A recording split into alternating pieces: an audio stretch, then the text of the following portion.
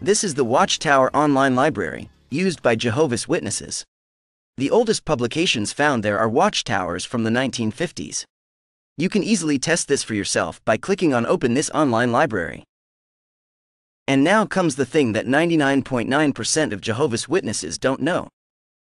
There is a so-called Bethel version of this online library, which is only accessible to a few of the elders who work there. One such elder was Ben Foard, who worked at Bethel. We have him to thank for this information. He presents this online library in his own video, which you can find on his YouTube channel. I will put a link to his video. If we go to the Watchtower, we can see all the way back, past 50 years ago to 1900, for instance. Every publication they've ever produced digitalized online.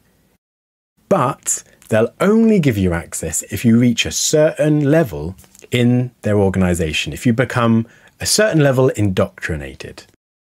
So in one way or another, a question comes up.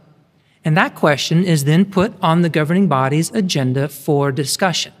And the question is, does this require or warrant additional research?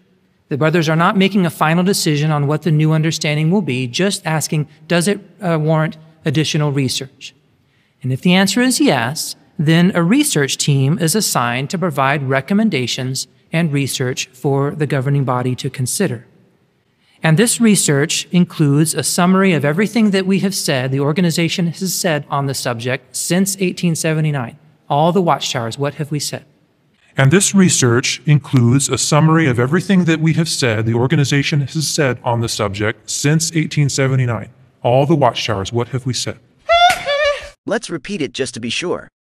So, Jehovah's Witnesses can only read the watchtowers of the 1950s, but not the older literature. The Bethel version of the online library allows you to read all publications up to 1877. You can even find literature there that has not been published by the organization. Does this raise any red flags?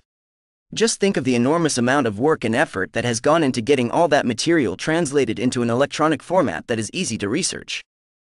This automatically begs the question, why is this material not given to Jehovah's Witnesses, not even to elders or circuit overseers? Only a few elders in the world who work in Bethel have access to this material. Why? In addition, Jehovah's Witnesses publications repeatedly refer to old publications that are nowhere to be found. Very few witnesses have publications in print that predate the 1950s, not to mention those written by J.F. Rutherford or C.T. Russell. This would be an incredible treasure for all witnesses interested in the history of Jehovah's Witnesses and others. So why control this information? After all, those old publications are not classified material. Moreover, the organization is constantly advocating that all material should be made available to as many people as possible. So, if they have the truth, why don't they want to share it? After all, this should be an important part of the theocratic history of Jehovah's Witnesses, and they should be proud of it, not hide it.